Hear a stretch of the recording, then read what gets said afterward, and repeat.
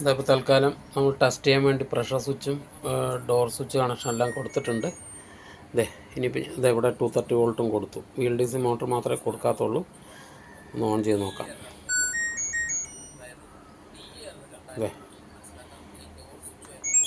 Start കൊടുത്തു.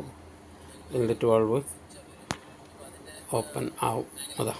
Inlet വാൾവിൻ്റെ connection ഒരു LED strip ലൈറ്റില്ല കൊടുത്തിരിക്കുന്നത്. ഇൻലെറ്റ് വാൾവ് വർക്ക് ചെയ്യാൻ തുടങ്ങി. ഇനി നമുക്കറിയാം ഇത് നിറയുമ്പോൾ ഓട്ടോമാറ്റിക്കായിട്ട് ഇതിൻ്റെ ഫങ്ഷൻ എല്ലാം ആവും എന്നുള്ളത്.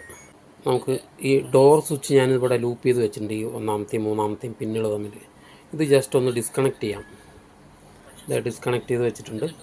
ഇനി ഓൺ ചെയ്ത് സ്റ്റാർട്ട് കൊടുക്കാം. ഡി എററാണ് കാണിക്കുന്നത്.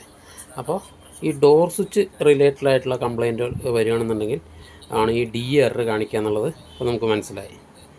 ഇനി അടുത്ത് നമുക്ക് ഈ പ്രഷർ സ്വിച്ചിൻ്റെ ഒരു വയർ ഒന്ന് ജസ്റ്റ് ഡിസ്കണക്ട് ചെയ്യാം. ചെയ്തിട്ടുണ്ട്. എന്നിട്ട് ഓൺ കൊടുക്കാം. സ്റ്റാർട്ട് കൊടുത്തു ഉടനെ ഇൻലെറ്റ് വാൾവ് ഒരു അല്പം വർക്ക് ചെയ്യും. വീണ്ടും പി എറിലേക്ക് പോയി.